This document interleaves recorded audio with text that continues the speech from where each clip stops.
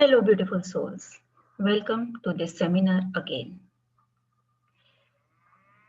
DIP Diet with Millets Part 2 में आपका स्वागत है. I hope आपको पहली वीडियो समझ आ गई होगी. So let us continue with the millets. Millets is the discovery of Dr. Khadar Wali, who is also known as Millet Man.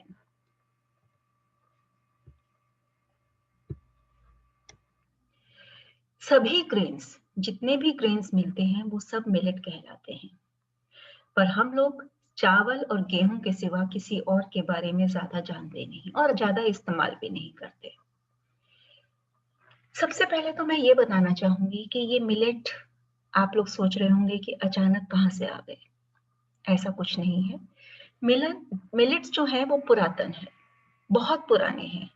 हम लोग जब बात करते हैं अपने एंसेस्टर्स की तो हम सिर्फ 1 या 2 जनरेशन पुरानी बात करते हैं, उससे ज्यादा पीछे नहीं जाते. पर मिलेट्स हजारों साल पुराने हैं. हर स्पिरिचुअल एपिक के अंदर इसके बारे में चर्चा है. जैसे कि बाइबल के अंदर ये बताया गया है कि जब जीसस एक जगह से दूसरी जगह भगवान का संदेश पहुंचाने जा रहे थे, तब उन्होंने वो अनाज खाया जो ओस की बूंदों से 60 दिन में उग जाता था. अब आप बताइए कि चावल या गेहूं 60 दिन में सिर्फ ओस की बूंद से नहीं उग सकता, उसको बहुत ज्यादा पानी की जरूरत होती है. इसी तरह से हमारे हिंदू एपिक्स के अंदर भी और भी बहुत सारे एपिक्स में इस बारे में चर्चा है. और मोर ओवर जहां पर भी हमारे शास्त्रों में ग्रेन्स की पिक्चर दिखाई गई है वो हमेशा गोल शेप में होती है. और आपको मालूम है कि चावल और गेहूं दोनों ओवल शेप में, गोल नहीं.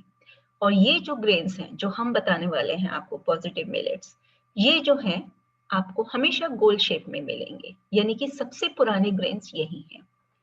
असल में इंसान बना ही इस तरह की फितरत का है कि उसे नकल करने की बहुत आदत है. जो उसे नहीं मिलता उसे वही चाहिए, अच्छा या बुरे को वो नहीं देखता.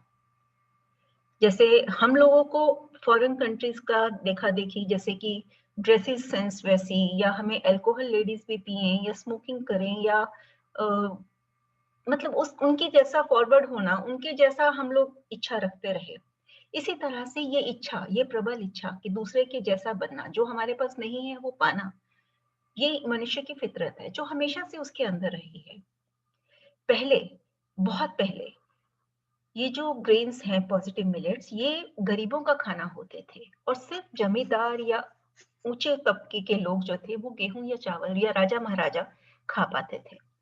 तो हमेशा गरीब का ये सपना रहा था कि उसे अनाज में ये चीजें मिले, गेहूं या चावल.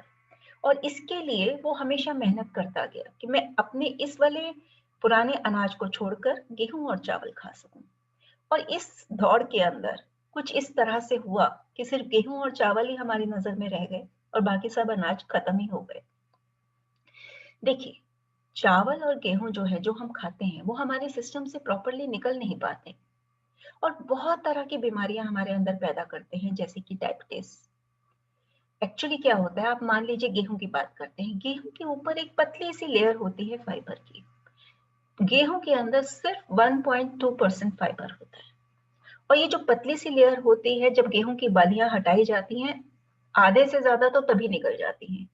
उसके बाद अगर थोड़ा सा बचता है तो जैसे ही आटा पीसता है तो चोकर के रूप में वो भी अलग हो जाता है और फिर कुछ भी नहीं रह जाता. मतलब बिल्कुल फाइबरलेस आटा हम खाते हैं. और आपको मालूम है कि आटा सफेद हो, ये सफेद का भी एक चार्म कुछ ज्यादा ही है हम लोगों में कि रोटी सफेद हो, चीजें सफेद पसंद आती हैं. तो आटा सफेद करने के लिए एक ब्लीचिंग एजेंट बीच में यूज किया जाता है जिसे एलॉक्सिन कहा जाता है. और ये जो एलॉक्सिन सब्सटेंस है ये डायबिटीज क्रिएट करता है. आपको मालूम है कि जब डायबिटीज की मेडिसिन इन्वेंट होती हैं तो उस समय ये टेस्ट की जाती हैं दवाइयां रेबिट्स या चूहों के ऊपर. और रेबिट्स और चूहों को तभी तो ये दवाइयां टेस्ट की जाएंगी जब उनके अंदर आपको डायबिटीज मिलेगा, वरना कैसे पता चलेगा कि ये मेडिसिन डायबिटीज क्योर करती है या नहीं. तो आपको मालूम है क्या किया जाता है कि इन चूहों और खरगोशों के एलॉक्सिन का इंजेक्शन दिया जाता है कि पहले उन्हें डायबिटीज हो जाए और उसके बाद मेडिसिन टेस्ट की जाती है कि डायबिटीज खत्म होती है या नहीं. ये देखिए स्क्रीन पे, गेहूं के अंदर कार्बोहाइड्रेट होता है 76.20% और फाइबर सिर्फ 1.2, और चावल के अंदर तो सिर्फ 0.20, और वो भी पहले ही पॉलिश राइस में खत्म हो जाता है। अब कार्बोहाइड्रेट डिवाइडेड बाय फाइबर जो आता है उसको कहते हैं ग्लाइसेमिक इंडेक्स, और जो ग्लाइसेमिक इंडेक्स है देखिए गेहूं का और चावल का कितना ज्यादा है। ग्लाइसेमिक इंडेक्स क्या होता है, जब हम ये गेहूं और चावल खाते हैं तब ये एकदम से हमारे ब्लड के अंदर इतना ज्यादा कार्बोहाइड्रेट कंटेंट देते हैं कि उसके अंदर ग्लूकोज का एक रश आ जाता है, और वो जो रश है वो हमारे ऑर्गन्स को बहुत इम्पैक्ट करता है, और शुगर इतनी जबरदस्त तरीके से क्रिएट होती है कि डिजीजेस पैदा होते हैं। आपको मालूम है इवन पेनक्रियास के ऊपर इसका इतना गंदा इम्पैक्ट होता है कि वो इंसुलिन इनहिबिट करने लगता है और उसके अंदर इंसुलिन रिलीज करने में प्रॉब्लम होने लगती है, और यही कारण है कि डायबिटीज, कोलेस्ट्रॉल और ट्राइग्लिसराइड्स बढ़ने लगता है। और इसी वजह से चावल और गेहूं को नेगेटिव मिलेट्स कहा जाता है। इसका फायदा तो कुछ नहीं, नुकसान बहुत है। पर कुछ मिलेट्स ऐसे भी हैं जिनका ना ज्यादा फायदा है और ना ज्यादा नुकसान, जैसे कि ये बाजरा जिसको पर्ल मिलेट कहते हैं, रागी जिसको फिंगर मिलेट कहते हैं, जवार स्वागम, चीना जिसे प्रोसो मिलेट कहते हैं, और मक्का जिसे कॉर्न कहते हैं। मक्की का आटा सर्दियों में हम खाते हैं। अब जैसे रागी है, रागी के अंदर थोड़ा कैल्शियम है, ऐसे इनके अंदर छोटे मोटे न्यूट्रिएंट्स हैं, लेकिन फिर भी बॉडी को इसका बहुत ज्यादा फायदा नहीं है और कुछ नुकसान भी नहीं है। हाँ, जो लोग बिल्कुल सेहतमंद है उनके लिए ये ऑप्शन जरूर साथ में आ जाती हैं कि वो जब चाहें ये भी खा सकते हैं। लेकिन जो सेहतमंद नहीं है, जो बीमारियों से जूझ रहे हैं, उनके लिए यही सलाह है कि वो पॉजिटिव मिलेट्स ही खाएं और अपनी बीमारी को ठीक करें। उसके बाद ये वाले न्यूट्रल मिलेट्स को अपने डाइट में इंक्लूड कर लें। ये देखिए, जैसे कि मैंने अभी बताया आपको, इन सब का ग्लाइसेमिक इंडेक्स भी थोड़ा ज्यादा है, लेकिन फिर भी इसका फाइबर कंटेंट भी हल्का सा ज्यादा है, तो ये उतना नुकसान नहीं करता समहाउ। इसके बाद ये आते हैं पॉजिटिव मिलेट्स। इनका ग्लाइसेमिक इंडेक्स देखिए 10 से कम है सबका, और ये हमारी बॉडी के लिए अप्रोप्रिएट है, क्योंकि ये बॉडी के अंदर ग्लूकोज कंटेंट इतना स्लो रिलीज करता है कि बॉडी उसको इजीली डाइजेस्ट कर पाती है और कोई इश्यू नहीं आता उसके अंदर।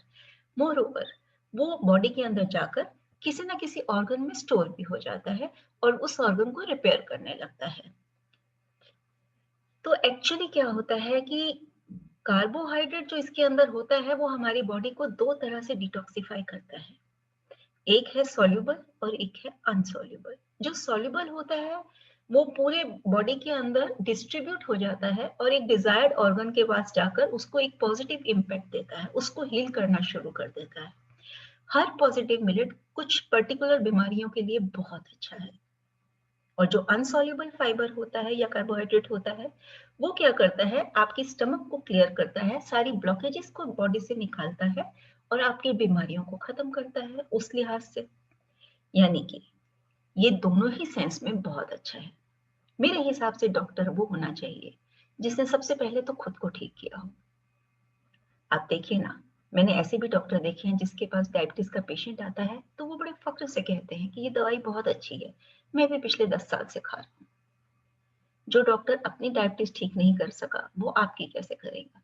और दूसरी बात, डॉक्टर ऐसा व्यक्ति होना चाहिए जो आपको इस तरह से बता दे कि आपको क्या खाना है, क्या नहीं खाना, और कैसे अपने आप को हील करना है, कि वो अपना रोल आपकी लाइफ से परमानेंटली एलिमिनेट कर दे, फिर आपको उसकी जरूरत ही ना पड़े। तो हम इन मिलेट्स को बनाने का तरीका आपको बताते हैं। ये दो फॉर्म में बनता है, गांजी और अम्बली। आपको ये जो 5 मिलेट्स हैं इनमें से कोई भी मिलेट लेना है और उसको रात को भिगोकर रख देना है अगर आप सुबह बनाना चाहते हैं। मतलब ये मिलेट 6 से 8 घंटे कम से कम भीगने चाहिए। जैसे कि मैंने बताया कि ये बहुत कम पानी में उग जाते हैं, तो इनके अंदर पानी को एब्जॉर्ब करने की क्षमता काफी है।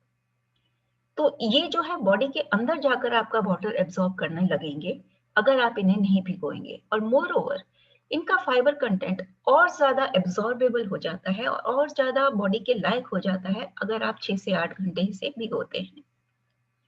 तो 6 से 8 घंटे भिगोने के बाद आपको इसको बनाना है मिट्टी के बर्तन में। अगर आपके पास मिट्टी का बर्तन नहीं है बनाने के लिए या आपको ये बनाना सहूलियत से नहीं लगता, तो आप स्टील के बर्तन में या लोहे के बर्तन में बना सकते हैं। बस इसे एल्युमिनियम के बर्तन में ना बनाएं। आप इसे बनाएंगे तो शायद 10 से 12 मिनट के अंदर ही ये बन जाएगा। पर जब आप भिगो रहे हैं तो ये ध्यान रखिएगा और बनाते समय भी कि आपको इसको 1:8 या 1:10 की रेशियो में पानी डालना है। अगर आप थोड़ा सा सख्त या सूखा सूखा लेना चाहते हैं तो 1:8, अगर आप थोड़ा पतला लेना चाहते हैं पीने के लायक तो 1:10 की रेशियो में पानी डालना होगा आपको, क्योंकि ये नॉर्मल दलिया जो व्हीट का दलिया होता है उससे कई गुना ज्यादा पानी एब्सॉर्ब करता है। तो आपको ये बनाना है 10 से 12 मिनट खाली गैस के ऊपर और थोड़ा हिलाते रहें ताकि ये मिट्टी के बर्तन में नीचे लगे ना। आप इसे सिर्फ पानी और मिलेट को बनाएंगे, इसमें नमक बिल्कुल नहीं डालेंगे। जब ये बन जाए तब आप इसमें इस समय खाने के लिए जो आपको प्रेजेंट खाना है उसमें खाने के हिसाब से 1 या 1.5 कटोरी 2 कटोरी जितना आपको चाहिए इसमें से निकाल लीजिए। उसमें आप नमक मिलाइए और आप इसे खा सकते हैं दाल के साथ, सब्जी के साथ, पिकल के साथ, किसी भी चीज के साथ। लेकिन जो बाकी बचता है उसको आप एक खद्दर के कपड़े से ऐसे बांध दीजिए और इसको बांधने के बाद आप इसे रख दीजिए और इसे ऐसी जगह रखिए जहां पर आप इसे बार बार छेड़े नहीं। अब आप इसे जैसे आपने सुबह बनाया और सुबह आपने ये वाला मिलेट ले लिया, उसके बाद रात को 6 से 8 घंटे हो गए तब तक ये फर्मेंट हो जाएगा और फर्मेंट होने के बाद ये बन जाता है अम्बली। यानी कि फर्मेंटेड होने के कारण इसके अंदर इतने अच्छे बैक्टीरियाज बन जाते हैं जो हमारे गट हेल्थ के लिए बहुत अच्छे हैं। और ये देखिए इसी को मैजिक मिलेट कहते हैं। ये फर्मेंट होने के बाद जैसे इडली का बैटर हो जाता है ना, इस टाइप से हो जाता है। आप चाहें तो इसे पी भी सकते हैं और आप चाहें तो इसे खा भी सकते हैं। बट आपको ये बात का बिल्कुल ध्यान रखना है कि आपने इसको वापस गर्म नहीं करना, क्योंकि अगर आप इसे गर्म करेंगे तो इसके अंदर जो बैक्टीरिया पैदा हुए थे वो खत्म हो जाएंगे, मर जाएंगे। आपको इसको इसके अंदर हल्का सा ल्यूक वार्म दाल या सब्जी डालकर खाना है। वो भी ज्यादा गर्म नहीं होनी चाहिए। अगर वो भी ज्यादा गर्म होगी तो वही बात होगी कि बैक्टीरिया फिर से मर जाएंगे जो आपने बहुत मेहनत से पनपाए हैं ताकि वो आपकी गट हेल्थ में इंप्रूवमेंट लेकर आ सके। हाँ, अगर ये सर्दी का मौसम है और अगर आपको लगता है कि इसको ज्यादा ठंडा खाना आपके बस की बात नहीं, तो आप थोड़ा सा पानी गर्म कीजिए। इसमें से सिर्फ उतना ही निकालिए जितना आपने खाना है और उस कटोरी को उस गर्म पानी के अंदर सिर्फ कुछ सेकंड्स के लिए रख दीजिए ताकि उसकी ठंडक हल्की सी खत्म हो जाए। वो गर्म नहीं होना चाहिए, हल्की सी ठंडक खत्म हो जाए। उसके बाद आप इसको ल्यूकवार्म सब्जी के साथ ले सकते हैं या पिकल के साथ ले सकते हैं। अगर आपको नमकीन नहीं खाना तो आप इसमें डेट्स या पाम चेकरी डालकर मीठा बनाकर ले सकते हैं, किशमिश डाल सकते हैं और इसको मीठे के फॉर्म में ले सकते हैं। मैं यहाँ बताना चाहूंगी कि चीनी आपके लिए बहुत नुकसानदायक है।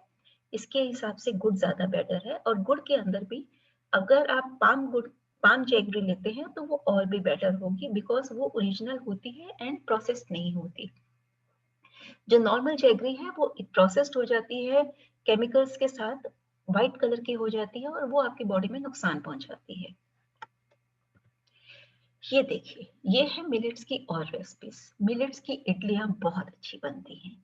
अगर आपको इडली बनानी है तो वही 1:3 के रेशो में, जैसे कि आप चावल और उड़द दाल लेकर इडली बनाते हैं, सेम रेशो में आपने मिलेट और ये लेने हैं और आपने थोड़े से पानी के अंदर इसको भिगो देना है 8 घंटों के लिए।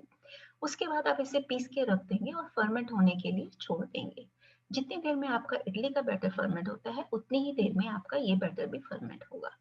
अब आप इसे जब बनाएंगे तो इडली के सांचों में हल्का सा ऑयल लगा के इसमें थोड़ा सा नमक डालकर आप इसे इडली की फॉर्म में ले सकते हैं और ये आपको बहुत ही टेस्टी और बहुत ही यम्मी लगता है। सभी पांचों मिलेट से ये इडली बहुत अच्छी बनती है। इसी इडली के बैटर के अंदर थोड़ा सा और पानी डालकर आप इसको डोसा के रूप में भी ले सकते हैं। 1:8 के रेशो में या 1:6-7 की रेशो में, ये आप ट्राई करेंगे कि आपको किस रेशो में ज्यादा पसंद आता है। अगर आप यही मिलेट बनाते हैं तो ये पुलाव के फॉर्म में बहुत अच्छा लगता है और इसे आप रायते के साथ ले सकते हैं। अब आप कहेंगे कि पिछली वीडियो में तो आपने कहा कि दूध नहीं लेना, तो अब ये रायता कहाँ से आ गया? ऐसा है कि आप almond milk, sesame milk, cashew milk, peanut milk, किसी भी मिल्क को हल्का सा वार्म कीजिए और उसका दही जमाइए। आप नॉर्मल दही का थोड़ा सा भी जामन लगा सकते हैं इसमें, और नहीं तो आप इस मिल्क को वार्म करने के बाद जो हरी मिर्च होती है, हरी मिर्च के ऊपर जो डंडी होती है ना, उस डंडी को निकाल लीजिए और 3 से 4 डंडियां इसके अंदर डाल दीजिए। जितना टाइम दही जमने में लगता है नॉर्मल दही जमने में, उससे जरा से ज्यादा टाइम इसमें लगेगा और इसका दही जम जाएगा। फिर उस दही का आप रायता बनाइए, छाछ बनाइए या जो भी बनाइए, उसको आप एज दही ही यूज कर सकते हैं और कुछ भी प्रोडक्ट खिचड़ी के साथ, गंजी के साथ, पुलाव के साथ खा सकते हैं। ये है गांजी। गांजी के अंदर आप पिकल डाल के खाएं तो बहुत अच्छा है। पिकल्स भी फर्मेंटेड होते हैं, कहते हैं ना जितना पुराना अचार उतना ही अच्छा। तो ये फर्मेंटेड हो जाते हैं और ये नेचुरल कच्ची घानी के तेल में बनते हैं। तो कच्ची घानी का तेल जो है, अगर ओरिजिनल है आप ला सकते हैं या आप ऑर्गेनिक मंगवाते हैं तो ये बहुत अच्छा है। कुछ ऑयल्स हमारे शरीर के लिए बुरे नहीं है, जैसे कि नारियल का प्रॉपर प्योर ऑयल अगर मिल जाए, या फिर कच्ची घानी का, या कुछ और सीजन ऑयल भी होते हैं जो शरीर के लिए थोड़े बेटर होते हैं, लेकिन ये कच्चे या रॉ फॉर्म में ज्यादा बेटर रहते हैं हमारे बॉडी के लिए। अब ये देखिए, ये है उपमा। आप इसका उपमा भी बना सकते हैं। जैसे कि उपमा बनाया जाता है उसी तरह से इसके आप जो आपका मिलेट है उसको पल्स मोड में इसको मूव करेंगे। जब पल्स मोड के अंदर आप मूव करेंगे तो वो दाने टूट जाएंगे, बारीक हो जाएंगे रवा की तरह। फिर आप उसको इसकी तरह भी बना सकते हैं, और आप चाहें तो पायसम भी बना सकते हैं इसका, या खीर या रबड़ी टाइप भी बना सकते हैं। एंड हेल्थ के साथ साथ एक बहुत और बड़ा फैक्टर है जिसके लिए आपको मिलेट्स इस्तेमाल करने चाहिए, वो हमारा नेचुरल रिजर्वायर यानी कि पानी। देखिए, गेहूं अगर आप 1 किलो चाहिए आपको, तो उसके लिए आपको उसको उगाने के पूरे प्रोसेस के अंदर 1 किलो गेहूं के लिए 5,000 लीटर पानी लग जाता है। अगर आप चावल खाते हैं तो 1 किलो चावल के लिए 8,000 लीटर पानी लग जाता है। अगर आप चीनी खाते हैं तो 1 किलो चीनी के लिए आपको 9,000 लीटर पानी लग जाता है। और अगर आप मीट खाते हैं तो 1 किलो मीट के लिए उस जानवर ने 10,000 लीटर पानी एब्जॉर्ब किया था। और अगर आप मिलेट खाते हैं तो कोई भी मिलेट हो, 1 किलो मिलेट के लिए सिर्फ 200 से 300 लीटर पानी लगता है।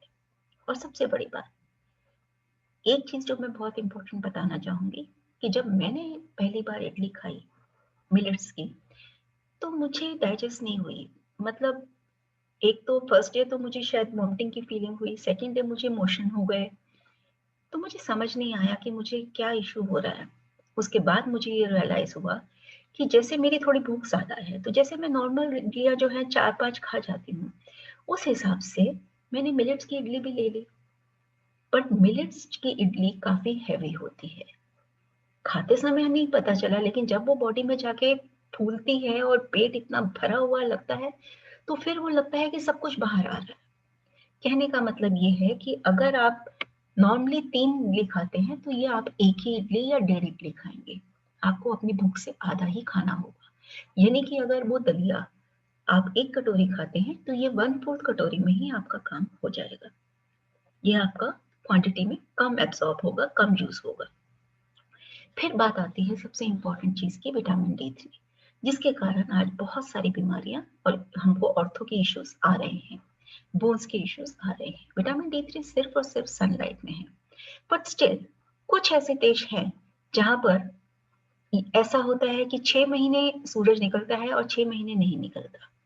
उन देशों में उन लोगों ने बहुत अच्छा एक आइडिया निकाला कि वो जो आपके मशरूम्स होते हैं ना, उनको सन ड्राई कर लेते हैं, और 6 महीने जब वो नहीं निकलता सूरज, तब वो सन ड्राइड मशरूम्स खाते हैं। यानी कि आपको सूरज में तो बैठना ही है, सूरज की रोशनी में आधा घंटा या 40 मिनट्स मिनिमम। पर अगर आपका विटामिन D3 लेवल कम है और काफी ज्यादा कम है और आप इम्प्रूव करना चाहते हैं उसे जल्दी, तो आप सनलाइट में बैठने के साथ सन ड्राइड मशरूम्स भी ले सकते हैं, वो जल्दी इम्पैक्ट करेगा। दूसरी बात आती है विटामिन B12 की। विटामिन B12 जो है वो आपको अम्बली से बहुत ही इजीली मिलेगा, बिकॉज इसमें जो है आपकी गट हेल्थ बहुत अच्छे से इम्प्रूव होती है। आप कितना लंबा जीते हैं ये इम्पोर्टेंट नहीं है, पर कितना अच्छा जीते हैं ये बहुत इम्पोर्टेंट है। ये है लिटिल मिलेट। लिटिल मिलेट होते हैं जिसे आप कुटकी कहते हैं हिंदी में। ये क्रीम कलर के होता है। इसके अंदर 10% फाइबर है और सभी हार्मोनल और रिप्रोडक्टिव इश्यूज में ये काम आता है। अब मैं थोड़ा जल्दी जल्दी आपको बीमारियों के नाम बता देती हूँ, ताकि अगर आप अपनी बीमारी के लिए कौन सा मिलेट अच्छा है ये चूज करना चाहें तो आपको कुछ हेल्प मिल सके। सेक्सुअली ट्रांसमिटेड डिजीज मतलब रिप्रोडक्टिव ऑर्गन से रिलेटेड ज्यादातर सभी डिजीज के अंदर ये काम आता है, जैसे PCOS, PCOD, infertility, uterus related issues, sperm count गड़बड़ हो तो, गैस्ट्रिक इश्यूज हो, डायरिया हो, पीरियड्स की पेन हो, कॉन्स्टिपेशन हो, माइग्रेन हो, ब्रेस्ट कैंसर हो, थायराइड हो, आपका लिम्फ नोड्स के अंदर ब्लॉकेजेस हो या री एनर्जाइज करना हो उसको, इम्यून सिस्टम को, वेट कम करना हो तो सभी मिडलेस वैसे बहुत अच्छे रहते हैं। एनीमिया में ये अच्छा है। यूटीआई के इशू में, यूरिक एसिड हो, किडनी इश्यूज हो, डिलीवरी के बाद ये बहुत अच्छा है। वर्कोसिस पेन में बहुत अच्छा है डॉली जी आपके लिए। गम्स इश्यूज हो तो, माइग्रेन हो तो, और अगर बाल झड़ते हो तो भी। इनफैक्ट ये सभी कैंसर से प्रिवेंट करता है आपको। इसके बाद आता है ये कोदो मिलेट। कोदो मिलेट को हिंदी में कहते हैं कोदरा। ये रेडिश पिंक कलर का होता है। ये ब्लड से रिलेटेड सभी इश्यूज के लिए बहुत अच्छा है, जैसे कि हार्ट है, किडनी है, बोन मैरो है, क्योंकि बोन मैरो में ही ब्लड बनता है ओरिजिनली। तो ये ब्लड प्यूरिफाई करता है, रेजिस्टेंस देता है, स्पेशली एनीमिया के अंदर। डायबिटीज के लिए, कॉन्स्टिपेशन के लिए बहुत अच्छा है। नींद का इशू हो तो बहुत अच्छा है। बोन मैरो के लिए बहुत अच्छा है अगर अस्थमा का इशू है, किडनी का इशू है, प्रोस्टेट का इशू है, और ब्लड कैंसर, इंटेस्टाइन कैंसर और थ्रोट्स कैंसर, इन तीनों के लिए ये स्पेसिफिकली बहुत अच्छा है। पेनक्रियाज पे इम्पैक्ट करता है तभी डायबिटीज के लिए अच्छा है। लिवर इश्यूज, डाइजेस्टिव इश्यूज और एंटीऑक्सीडेंट से भरपूर है इसके अंदर। इसके बाद आती है बारी फॉक्सटेल मिलेट। फॉक्सटेल मिलेट को हिंदी में कंगनी कहा जाता है। ये सभी नर्व्स इशू के लिए बहुत अच्छा है। ये हल्का सा येलोइश कलर का होता है। नर्व्स इश्यूज मतलब जैसे एपिलेप्सी का हो, आपको नर्व्स का और कोई इशू हो, बेड वेटिंग का इशू है तब भी नर्व्स का इशू रहता है, अगर इरेक्शन का इशू है तो भी नर्व्स का इशू रहता है। जैसे कि अब ये देखिए, डायबिटीज में एंटीऑक्सीडेंट है ये बहुत अच्छा, कैल्शियम और प्रोटीन के लिए बहुत अच्छा, इसमें आयरन बहुत ज्यादा है, बच्चों के लिए बहुत अच्छा है, प्रेग्नेंट लेडीज के लिए बहुत अच्छा है। कॉन्स्टिपेशन हो तो अच्छा है, यूरिन में बर्निंग हो, पेट में दर्द हो, नर्व्स का कोई भी और इशू हो। वेट के लिए हर मिलेट मैंने बताया बहुत अच्छा है, क्योंकि ये आपको पेट भरा हुआ दिखता है तो आप नेचुरली ज्यादा नहीं खा पाएंगे। लंग्स को साफ रखता है, स्टिफनेस को दूर करता है, बॉडी के अंदर जहां जहां जॉइंट्स में इश्यू है स्टिफनेस को दूर करता है, स्किन को अच्छा करता है। और अगर फॉक्सटेल और कोदो का कॉम्बिनेशन लेते हैं, मतलब ये दोनों मिलेट अगर आप लेते हैं तो माउथ अल्सर और पार्किंसन के लिए बहुत अच्छा है। फिर आता है बैनयार्ड मिलेट। बैनयार्ड मिलेट सामा बोलते हैं, ये झंगोरा भी कहते हैं इसको। इसमें 10% फाइबर होता है। ये लिवर, ब्लैडर, टाइफाइड, जॉन्डिस और डी एडिक्शन के लिए बहुत अच्छा है। आदत चाहे चाय की हो, चाहे अल्कोहल की हो, चाहे कॉफी की हो, चाहे किसी भी चीज की, अगर आप छोड़ना चाहते हैं तो ये मिलेट आपके लिए है। ये एक कंप्लीट मिलेट है, आपकी बॉडी से सारे टॉक्सिन्स रिमूव करता है। डायबिटीज के लिए सरई मिलेट बहुत अच्छे हैं, ये भी बहुत अच्छा है। एंजाइटी और डिप्रेशन के लिए बहुत अच्छा है, बिकॉज ये सेरोटोनिन लेवल को इंक्रीज करता है आपकी बॉडी में। ब्रेस्ट फीडिंग मॉम के लिए, मीन्स पीछे जो दोनों बताए वो मैंने प्रेग्नेंट लेडीज के लिए बताए थे, और ये लैक्टेशन के लिए जिसको दूध नहीं उतरता या कम उतरता है, ब्रेस्ट फीडिंग मॉम के लिए ये बहुत अच्छा है। फिर ये लिवर के लिए, एंडोक्राइन ग्लैंड्स के लिए, किडनी के लिए बहुत अच्छा है, यूरिनरी ब्लैडर के लिए बहुत अच्छा है, fatty liver, hepatitis A B C कोई भी हो, और कोलन, लिवर और स्टमक कैंसर्स के लिए ये बहुत ही अच्छा है। इसके बाद बारी आती है ब्राउन टॉप मिलेट की। ब्राउन टॉप मिलेट जो है ये, इसको हरी कंगनी कहा जाता है, और ये फॉक्सटेल और जीआईटी इश्यूज के लिए बहुत अच्छा है। Anti cancer, intestine, blood etcetera इन सब के लिए बहुत अच्छा है। एपिलेप्सी में बहुत अच्छा है। एल्जाइमर हो, पार्किंसन हो, इन सबको प्रिवेंट करता है। डी एडिक्शन कॉफी वगैरह की हो तो भी ठीक रहता है इससे। जॉइंट्स की प्रॉब्लम्स हो तो उसमें ठीक रहता है। अगर बंदा हकलाता है, रात को खर्राटे लेता है या उसको सोरोसिस है, तो उन सभी चीजों में ये बहुत हेल्प करता है। इसके बाद आते हैं हम कषाय सपपत्रा पे। कषाय सपपत्रा, कषाय नेचुरल लीव्स हैं, नेचुरल ग्रासेस हैं। इनको अगर आप लेते हैं सुबह खाली पेट, तो ये आपको बहुत ही हेल्प करते हैं।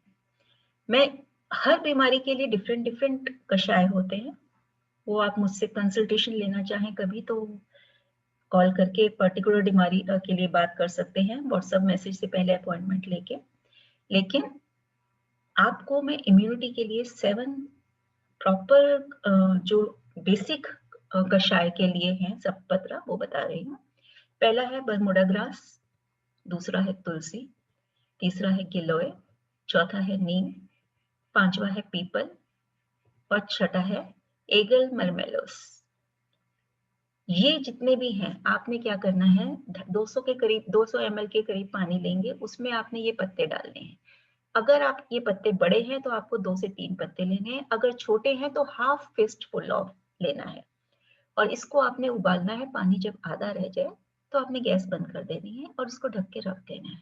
जब वो कोसा रह जाए, वार्म ल्यूक वार्म रह जाए, तो उसके टाइम आपने ये खाली पेट लेना है।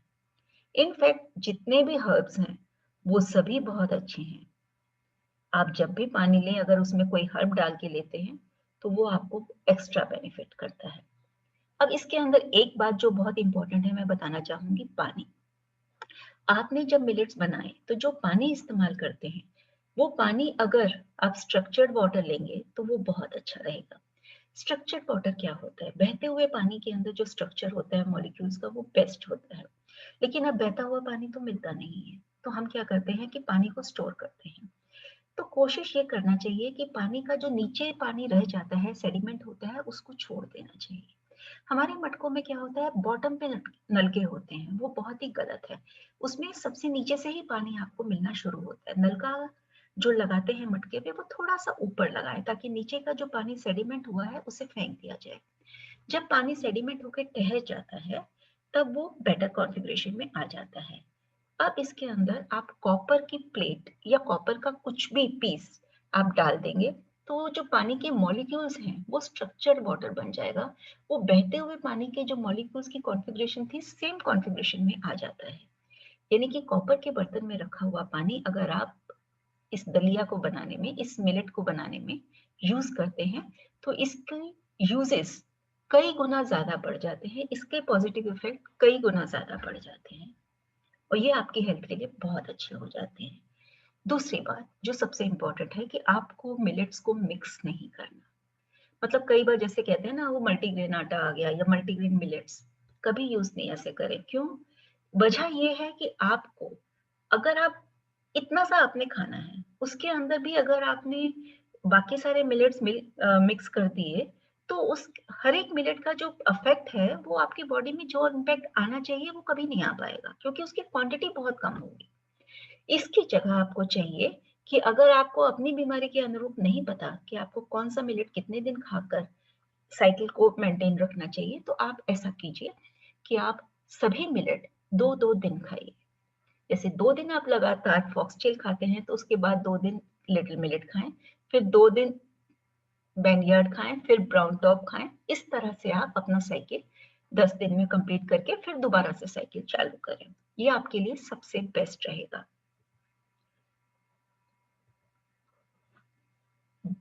और अंत में मैं आपको ये कहना चाहूंगी कि go to sleep and wake up at same time with birds, you will reap all the day's golden grain. Eat more green, you will have strong legs and resistant heart, like the beings of the forest. Swim often and you will feel on earth like a fish in the water. Look at the sky as often as possible and your thoughts will become light and clear. Be quiet a lot, speak little, and silence will come in your heart. and your spirit will be calm and full of peace. मेरे कहने का इतना ही तात्पर्य है कि आप nature के साथ जब एक हो जाएंगे तो नेचर आपके साथ एक हो जाएगी। प्रकृति आपको हील करने के लिए ही बनी है, और आप अगर हील होना चाहते हैं तो प्राकृतिक के साथ चलिए, जैसे कि बाकी जीव चलते हैं, जैसे कि बाकी जानवर चलते हैं। आप उनके साथ रहेंगे तो भगवान आपके साथ रहेंगे, आपकी सेहत आपके साथ रहेगी। आई थिंक आपको सब डाउट्स क्लियर हो गए होंगे। कोई डाउट्स हो तो आप कभी भी व्हाट्सएप करके मुझसे बात कर सकते हैं। मेरा फोन नंबर है 9999005260। Thanks a lot. मैं आशा करती हूँ कि आपको ये पसंद आया होगा, और अगर आप पसंद आया हो तो आप इसे ज़रूर फॉरवर्ड, शेयर और लाइक करें ताकि मैक्सिमम लोग इससे बेनिफिट ले सकें। Thank you very much.